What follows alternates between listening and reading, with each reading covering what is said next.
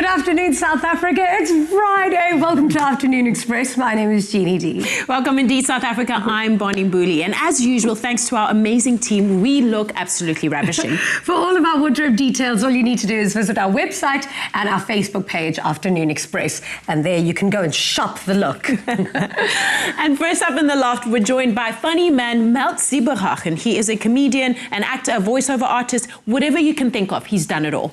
And if you're struggling to shake a winter cold, we've got dietitian Kelly Schreuder, who's going to be telling us how to boost our immune systems. And then for Winner Home, we're chatting to one of the judges, and Roselt. And because it's Friday in the loft, we'll be serenaded by music. Amanda Tiffin joins us. She's a jazz artist and just an amazing all-round artist. And in the kitchen, we have a little Italian.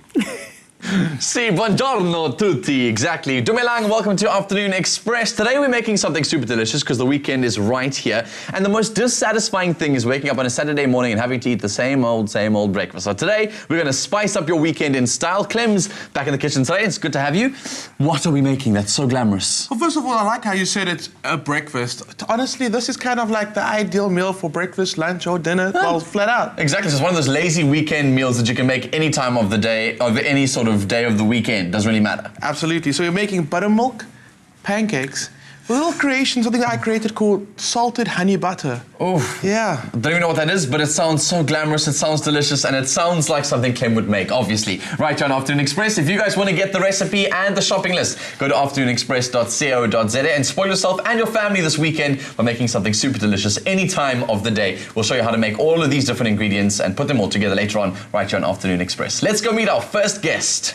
Thanks, Danilo. Now, our first guest has appeared on many South African TV shows over the years, including Isidingo and Serenaded. He's also a well-known stand-up comedian and is most distinguishable by his signature angry Cocker Spaniel hairdo. Joining us in our loft is Sieberhagen. Welcome to Thank you. Thanks for being. I've never heard Where that one does that before. come from? Who I don't know who called wrote you that, but I like it. Yeah. I used to have slightly angry teddy bear, which was also Yes, nice. you've been typecast as the slightly angry teddy bear. Why? What does that mean even? I have no idea. I'm taking it and running with it. You're running with it. I think it's very cute. Do a lot of people come up to you, though, and ask you if you are dozy? Yes. And I don't mind that. If I were dozy, I'd be offended. Yeah.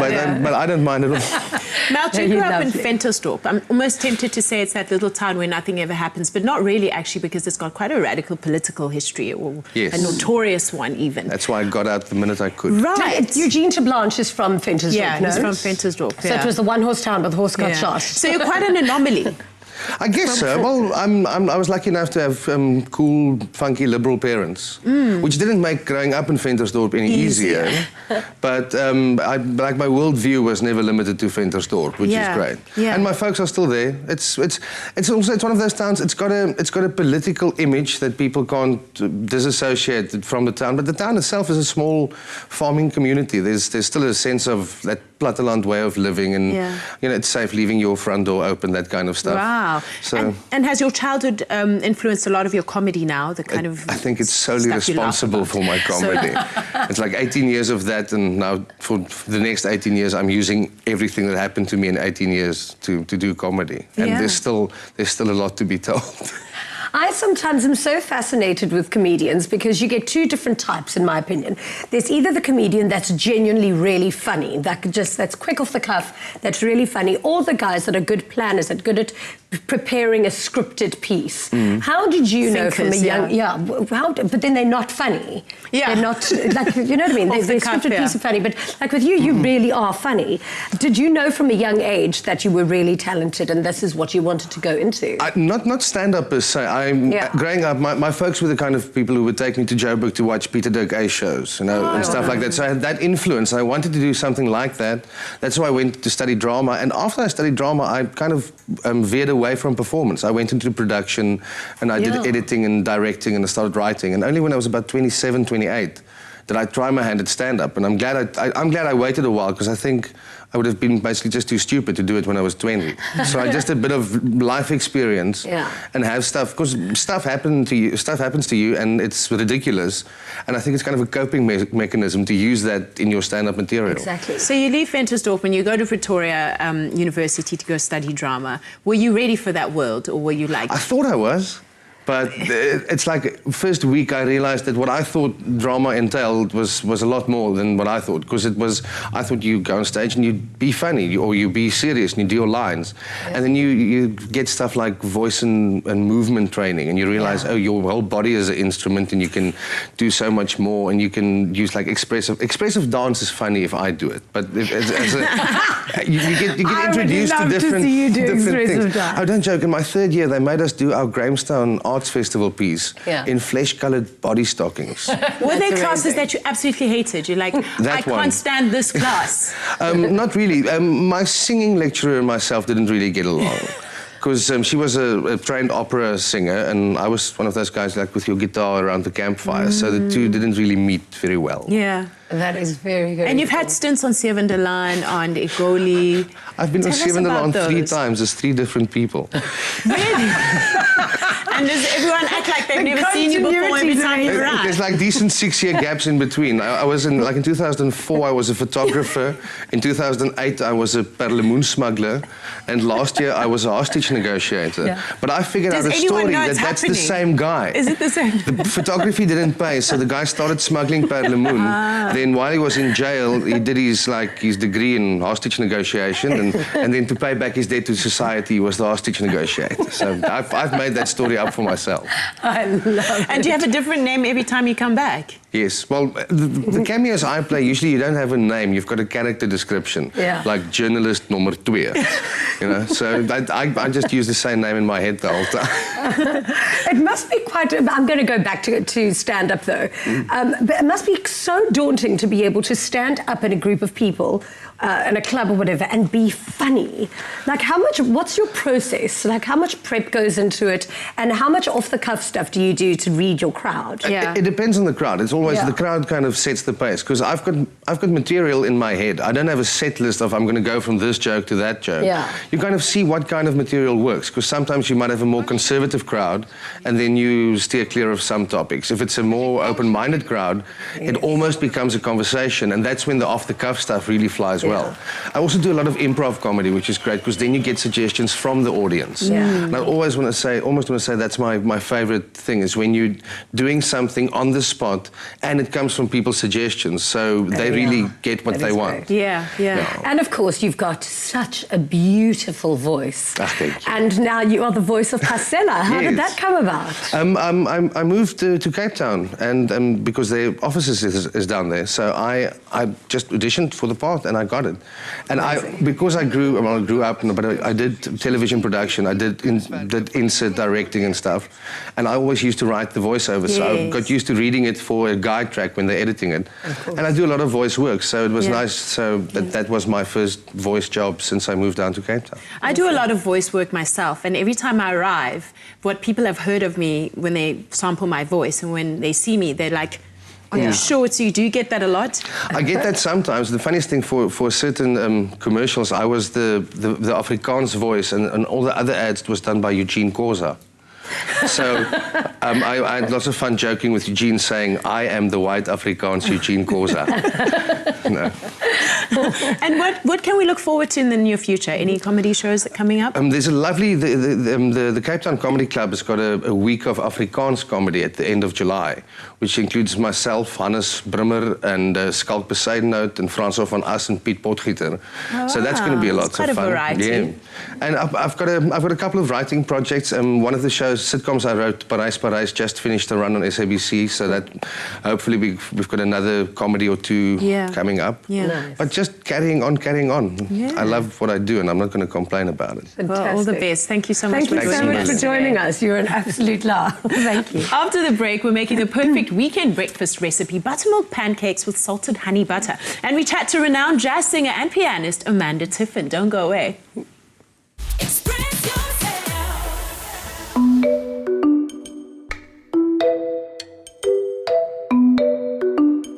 You You can own a piece of the glamorous M collection designed by Gert-Johan Coetzee by showing your style on Twitter.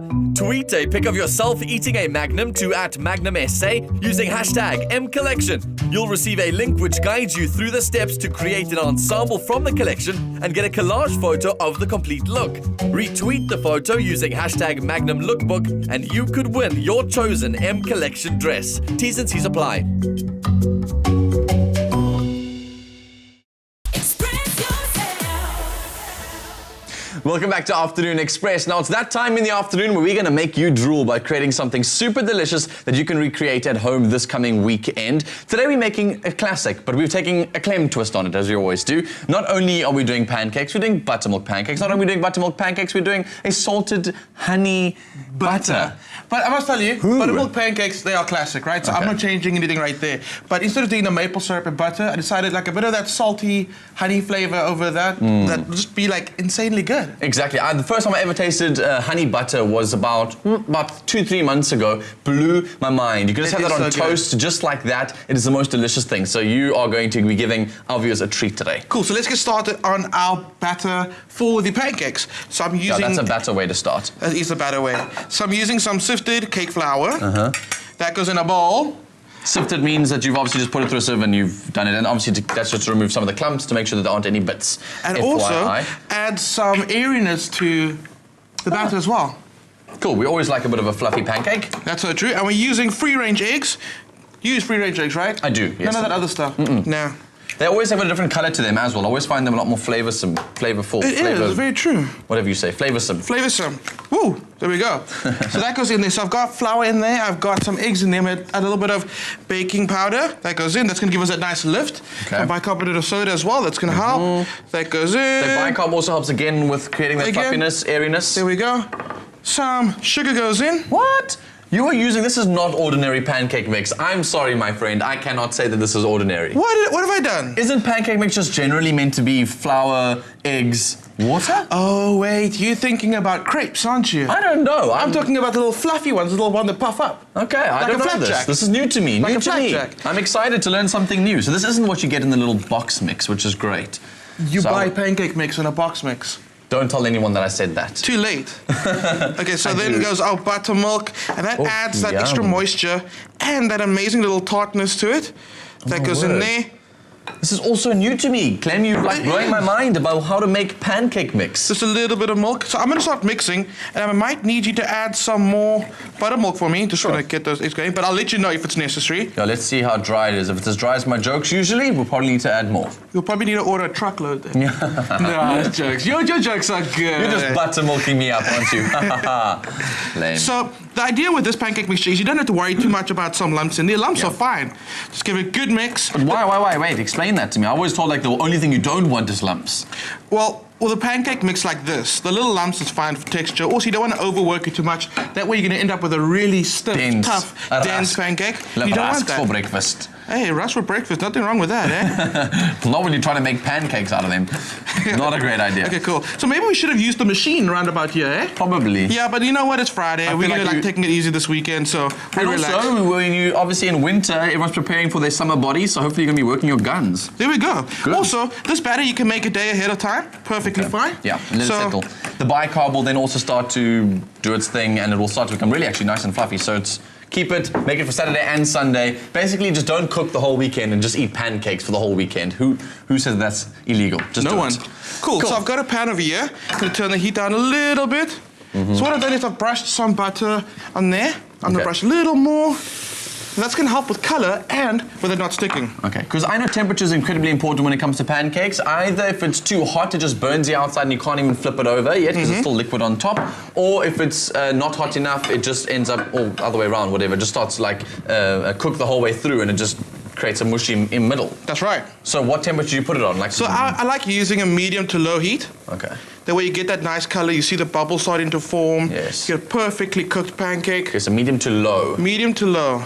And obviously use a non-stick pan. That's what you have to do. Hey, you also. know what? With non-stick pans, as long as you're using either a spray or cook a little bit of butter, you're going to be safe. Okay. My favorite is doing this when you're busy camping and you use a cast iron pan. Ooh. Straight on the fire, go for it. It's amazing. It's a nice trip. A nice tip, because also you don't have to have that thing where you like swirl it around and make the perfect round circle. These ones are kind of rustic and gooi. just go, gooi. So what you're gonna start looking for is, when did that just start happening? Okay, get the heat up again. You're gonna start noticing little bubbles coming to the surface. Yes. That's when you know it's good to start flipping them over. Oh, really? So we're gonna give it a few seconds. It's nearly there. We can see one little bubble forming over there, one just popped over there. So we're nearly there. My worry is that it's too liquidy on top, so if you try and scoop the thing over, and this sounds like child's play, but I honestly keep getting this wrong when it comes to making pancakes. I do not know how to get the thing to flip without the liquid. It's called a spatula. I do use a spatula, okay, but it's probably perfect temperature and stuff at the bottom now, but you see, it's all that liquid. It's nearly there. So let me tell you what's going to happen, right? So we're going to cook these off, and for part 2, when we come back, we're going to make the salted honey butter. Okay. All it is, it's butter that's been slightly softened. We're going to whip that until it goes pale and fluffy. Add our honey to it and a touch of salt. It's going to be insanely good. You really are keeping us in suspense. This is definitely going to be music to my ears, but you guys can go check out our website, afternoonexpress.co.za. There you can find the recipe and the shopping list for these delicious pancakes we're making on Afternoon Express today. We'll show you how to make that honey butter later on. And now I mentioned that this is music to my ears because it's delicious food. Speaking of which, Bonnie's on the couch. Amanda Tiffin is one of South Africa's most versatile musical artists. As an internationally recognized jazz singer and pianist, she's also a passionate educator.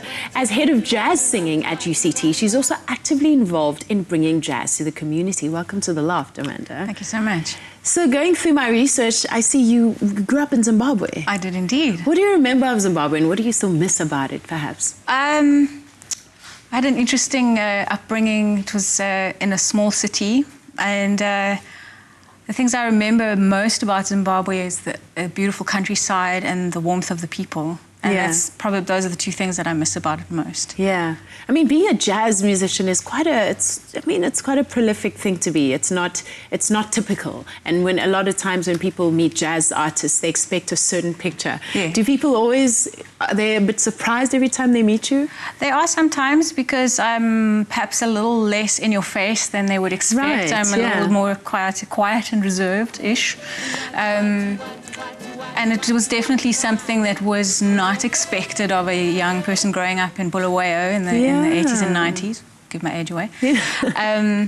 So it was an unusual career path, but it kind of happened almost by accident. But I was always involved in music from a young age, and first time I heard jazz, I knew I wanted to do that. You just knew it. But it wasn't really an option. There wasn't much exposure to jazz in a small place like that, and so I decided that I would rather study medicine and try to get into medical school.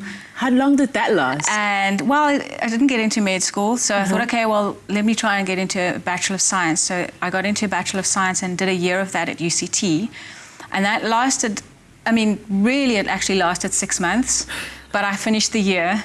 The 6 months was when I knew that I wanted to try and follow a different path, and I had found out that you could study jazz as a path of study at UCT. Oh, wow. I didn't know that. You didn't know that. So the following year, that's when I started, and I guess I've never looked back. That's incredible. And your music has taken you all over the world. What are some of the places that you've visited and performed in that are really memorable for you? That is really one of the great things about being a musician, is that it takes you to see amazing places and meet amazing people that you would never probably have thought of even going. Yeah. So I've been to Japan quite often and made connections in Japan and toured there. I've been to Taiwan, Middle East, Mauritius. That was fun.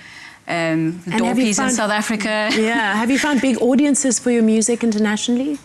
You know, jazz is quite a niche type of music, so the places I've played have been fairly small and intimate, and I kind of prefer that. I like that kind of interaction.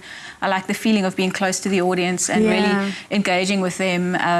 I mean, I have played some big places in Taiwan. We used to do an annual concert in the park, which was kind of like Kirsten Bosch type of in the park. Concert in the type sun, of concerts, with about 5,000 or 6,000 people.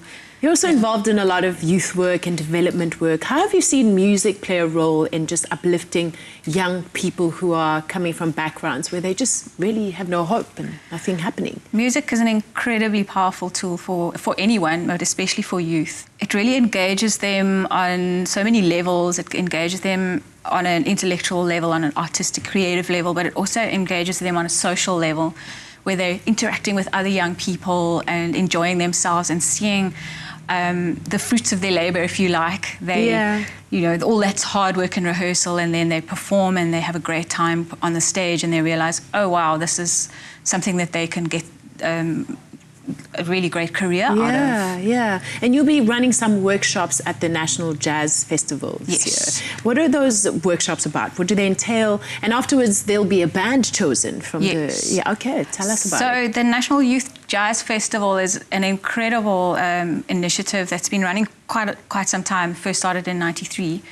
And it's developed into this melting pot of young people being mentored, beautiful creative projects. So it's mixed with the main jazz festival, and the youth festival are run concurrently. So the youth part of it, there are workshops and classes and performance opportunities for them. But what is also fabulous is that they are interacting with the professionals from all over the world for a whole week.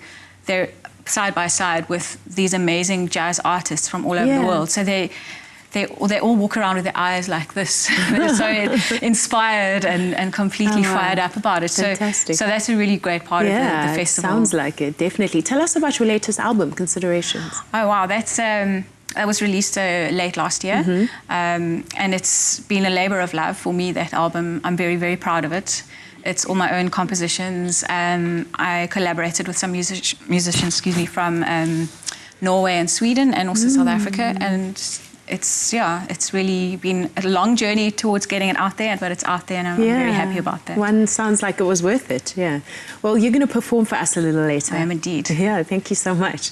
Amanda will be performing later in the show, so make sure you stay right where you are. But after the break, we're joined by registered dietitian Kelly Schreuder to get some valuable immune-boosting tips. Don't go away.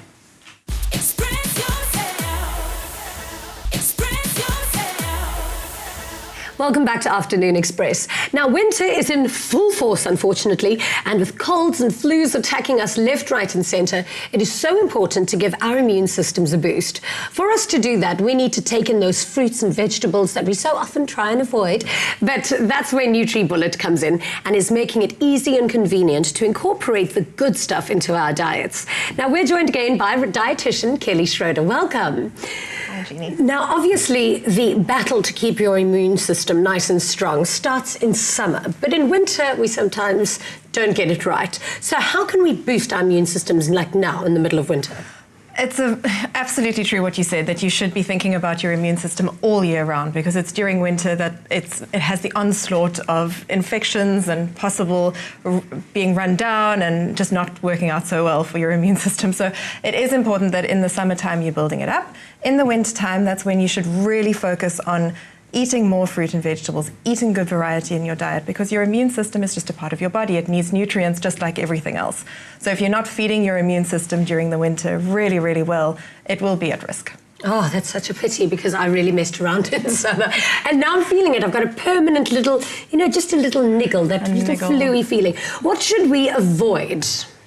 All right, so when I said that you need to eat a good quality diet, what you should be avoiding are all of the parts of your diet that are not that fantastic, that are not contributing that much nutrition. So a lot of the refined foods that you eat, maybe lots of added sugars, those sorts of foods where you're getting a lot of energy but not that much nutrition. So the more you can eat really nutrient-dense foods, the better. So when I say nutrient-dense foods, I mean for the amount of energy that you're taking in, you're also getting lots of vitamins and minerals and things that your body will actually use. Yeah. So apart from just the energy, you're wanting lots of vitamins and minerals. So that means lots of vegetables and lots of fruit, but also proteins and dairy products and grains and lots of fiber. So you need a good variety and lots of nutrients. Now, I think it's so important to look after your immune system for different parts of your life. Is there a difference, for example, when you're a child to when you're middle-aged to when you're a senior? Well, I think the focus just becomes a little different. The way you take care of your immune system wouldn't necessarily change, but when you're a child, you're exposed to lots of new germs, lots of new bugs, so your immune system is learning and growing. So when you become an adult, you're exposed to a lot more stress, so you're kind of fighting for all of the things that you need. Your immune system is just one part of what you're trying to handle in the day. So if you're very stressed out, your immune system will be compromised. And as you get older, the aging process does affect your immune system. So unless you're taking good care of it and giving it what it needs, it will age faster. So does stress really affect your immune system? Like now, I'm struggling to shake a cold that I've had for weeks. Could it possibly be that I'm stressed, not that I'm eating incorrectly? Absolutely. Your body does have a sort of limited amount of ability to cope with what you are putting in. So if you're very stressed and you're also trying to fight a battle with the bugs in your body, it's not going to work so well. Yeah. So yes, absolutely, stress does affect everything about what you're doing. I know when I travel quite a bit, I always try and take vitamin C's and all those things for a while leading up to before I get on a plane, because apparently that's when you're building your immune system. Taking it on the day when you're starting to feel sick isn't going to help you. It's a bit late. Yeah, exactly. So is it too late now, or what can we do now to just boost our immune systems, just to avoid getting that last little bit of winter sick? So, I mean, I said it's a bit late. It's a bit late to fight what you've already caught, but it doesn't harm you to take good nutrition while you're sick. So what you're aiming for then is food that's really easy to absorb, food that's full of nutrients then, and not compromising it. So avoiding things like caffeine, avoiding things like too much alcohol. If you have a cold, then don't smoke cigarettes. So take away all of the things that would be interfering with your recovery, and really improve your diet during that time when you are sick, and it should help with your recovery. Okay, so you're going to save me today. You're making us a little Nutri Blast. Big responsibility. I know. I'm going to help you, don't worry. Here you go. So we've got all of our ingredients here. Are you making me a soup or a Nutri Blast? This looks very healthy. Look at all the vegetables, and it's going to taste delicious. I know. Okay, so what have we got? I'm going to help you make it. Okay, so here we've got spinach and carrots, and those are both really fantastic sources of vitamin A, which is a really essential nutrient for your immune system. Okay, and they're also full of fiber and iron. That spinach is a good source of iron. Too little iron in your diet is one of the reasons why your immune system might not be functioning very well. Oh, really? What else does iron contribute to? Well, iron is a really important component of your blood, so it really contributes to maintaining good energy levels, and if you're feeling a bit fatigued, it might not be that you're ill, it might just be that you're a little bit low in iron. Okay, great. I don't even know how to iron. Okay, I'm going to throw in some ice. Then what else have we got? All right, and then there's some ginger. I like this crushed ice. There's a beautiful big piece of ginger there. Ginger is a really natural antimicrobial agent. So what is antimicrobial? It means that it kills bugs. Oh, really? So if you take ginger when you have a little bit of a sore throat, it can help to kill those bugs there on contact. Yeah, I'm a big fan of ginger, I must be honest. I've even got ginger friends. Okay, what else do we have? There's some cinnamon there, All right. which is a lovely anti-inflammatory ingredient, and it tastes great. And then this is yogurt. So the beauty of yogurt for your immune system is that it contributes probiotic bacteria. So your gut actually functions very strongly to contribute to your immune response all the time. Oh, amazing. So when you have good bacteria living in there, your immune system is strengthened. Okay. And then that's almond milk to add some liquid. Yeah. Almonds are a great source of magnesium. And it adds variety. So instead of just adding milk and yogurt, you're adding milk with almonds. Yeah. Okay, great. And I suppose that'll make the flavour quite nice as well. Yes. All right. Let's blast this baby. I'm excited for this. And I hope it's going to make it feel better. So we'll let it go for a while also because I've put such a big tone of ginger in, so I think it's just got to let it go for a while. Exciting!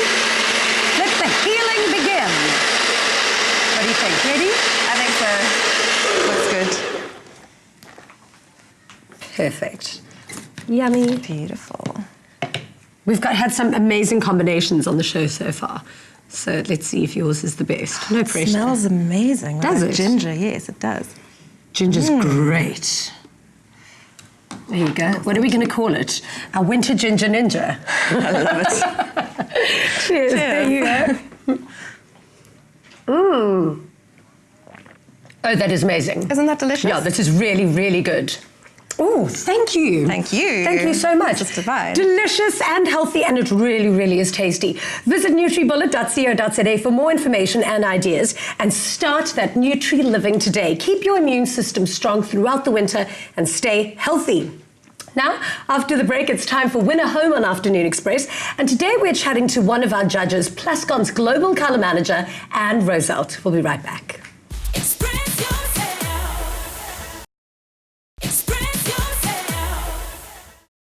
Follow 3 talented young designers as they transform 3 empty apartments on Valdevie Estate into dream homes using finishes provided by Caesarstone and Plascon. Cast your vote on privateproperty.co.za and stand a chance to win one of the completed apartments worth more than 3 million rand. So this is the big one, the master bedroom, one of the most important rooms in the house. So when it comes to choosing what color to paint it, one has to be careful and be absolutely smart about it. You want this to be the calming space, yet visually beautiful and stylish, obviously. So here to discuss this and give us her helping hand is Plascon's global color manager and one of our judges, Anne Roselt. Welcome back. Hi, thank you. So first of all, I think maybe this is an obvious question, but why is the master bedroom so important? Well, if you think about it, we spend about a third of our lives sleeping. So you really want to have a good rest. And also, depending on how we sleep, it affects our mood, it affects our motivation and our general well-being.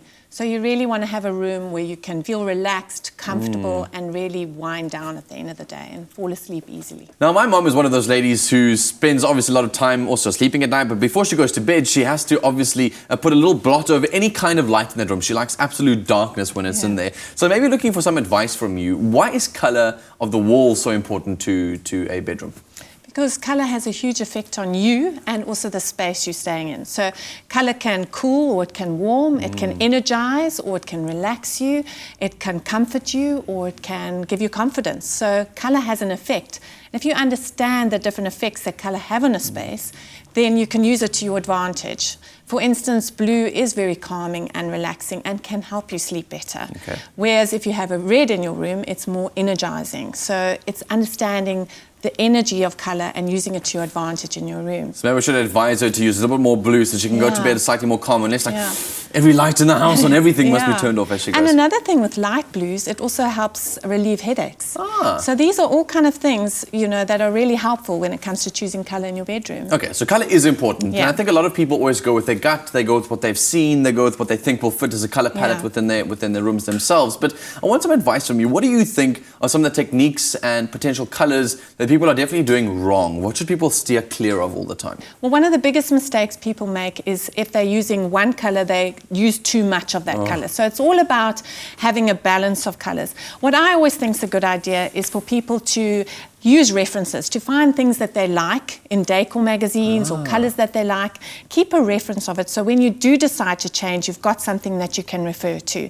And that's what I would really suggest when planning your bedroom. Okay, so when it comes to steering clear of it, don't use too much of the same thing all over the place. If you've got a blue, don't make everything blue. Exactly. Not too matchy-matchy, that's one of the mistakes. And also not too bright. If you are going to use bright colours, be sure to balance it with some neutral colours. And if you are going to use neutral colours, introduce some different textures and maybe a brighter colour into it so it doesn't become boring.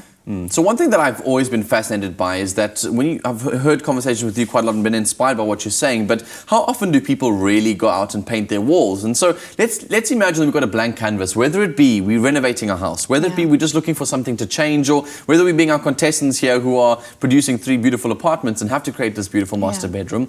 What should we try and look for? What are we trying to do?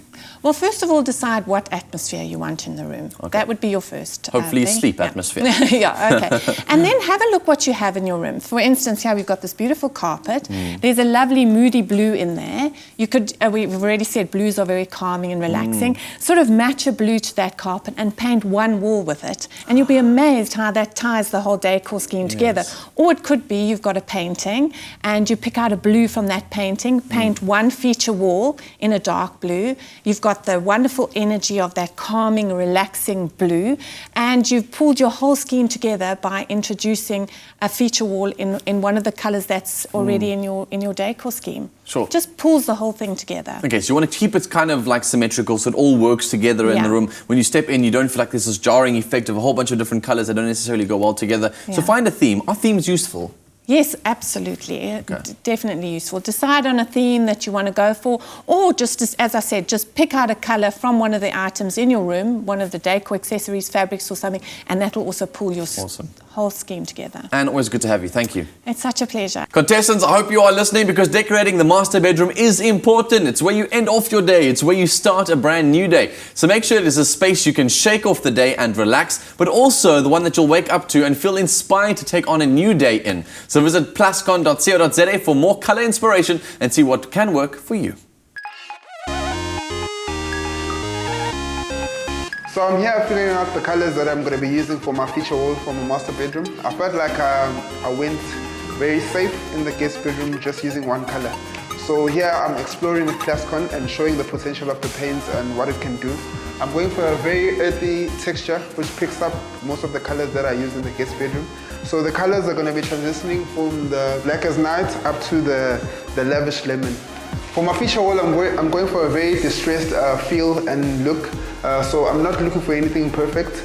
I'm going with the local artist Nabila, whom I'm very excited to work with, since we've gone through the colors and discussed how we're going to achieve this earthy feel that we're going for. So now the job is on me now to see which color goes first and which color follows.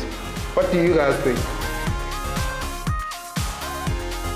So I'm in my exposed closet in my main bedroom, and I chose to go with In the Mood from Plascon again.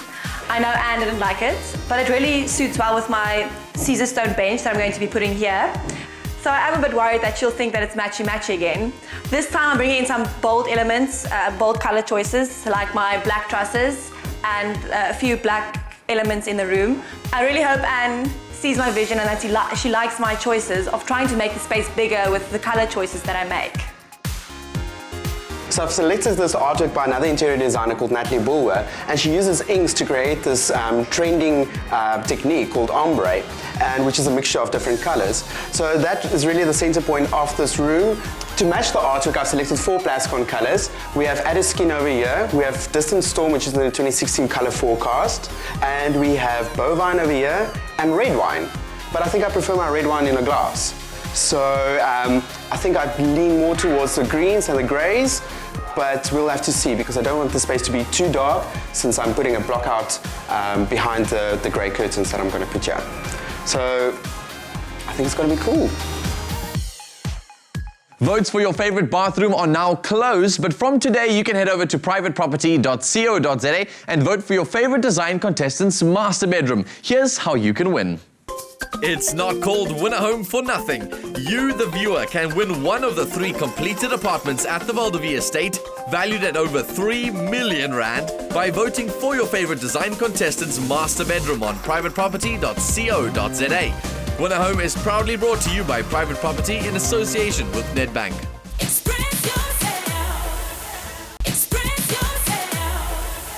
Welcome back to Afternoon Express. Now, make sure you catch Pella this evening at 7:30 on SABC2. This week, Sean Marco Foster and Mishka Patel head out to the Namakwaland town of Van Reinsdorp. There, they learn the secret behind a local delicacy called skuinskoek. Sean Marco explores the Gifberg Mountain with the Afrikaans rapper and singer Snotkop. They join author Rickert Botha for an olive tasting at a local farm. Mishka catches up with former child singer Suzanne, who's back on the music scene with a new album, and Sean Marco joins the local karate class for a lesson in self-defense.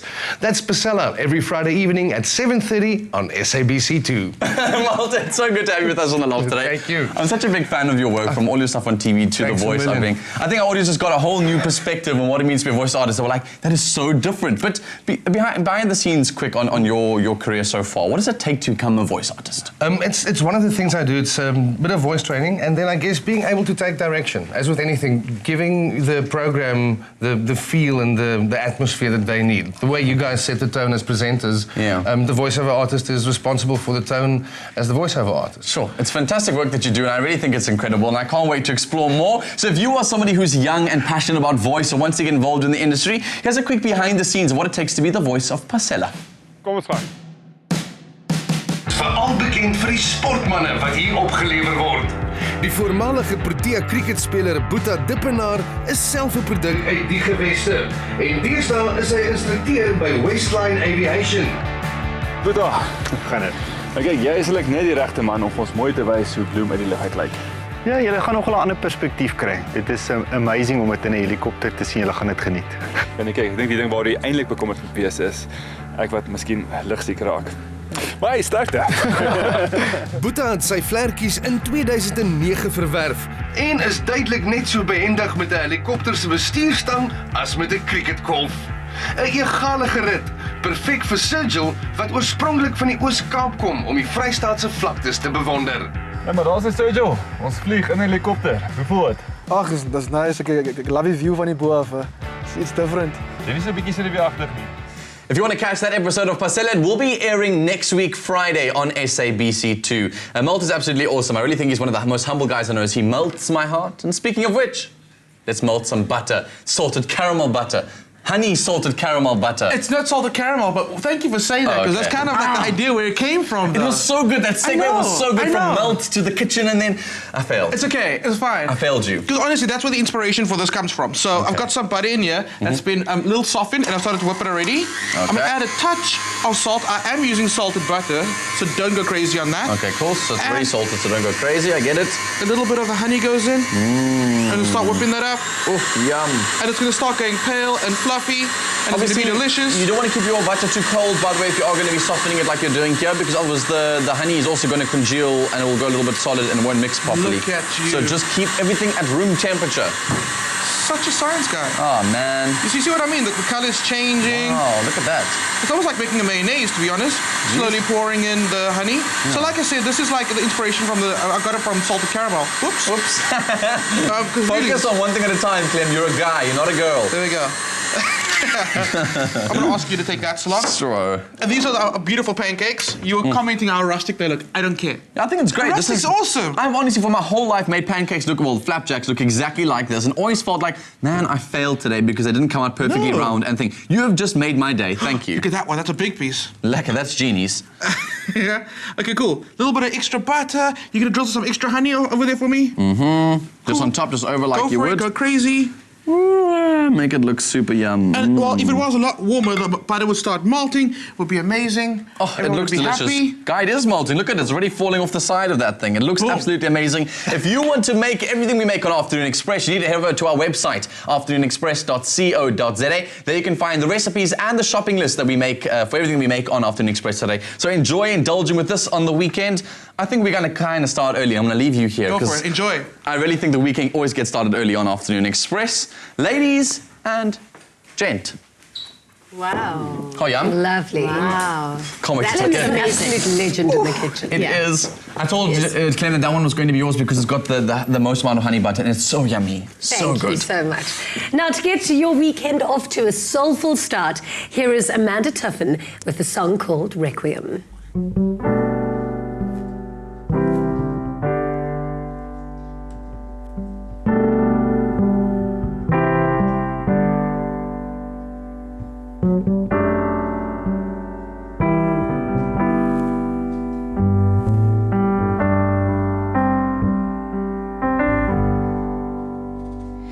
In the madness of this frenzied world, where the praying vultures circle and wait, and it seems I sing my songs alone, and I think I've lost my faith. It comes softly through the passing days that I'll never walk my path alone. There is one more guardian at my side to stand me by, singing la la Chloa,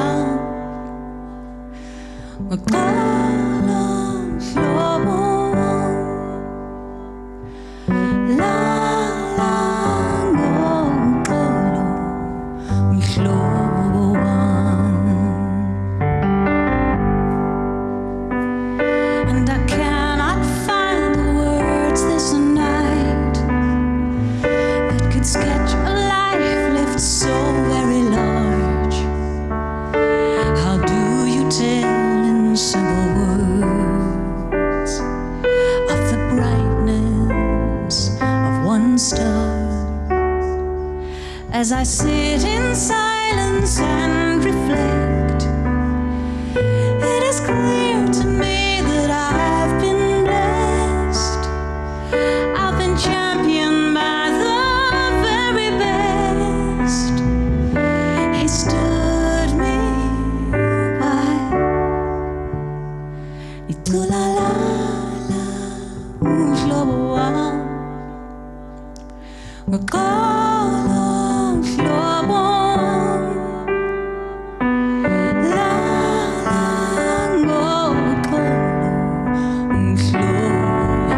And so this thought I hold to my heart, embrace each precious day, and live in color. Don't be afraid to give your love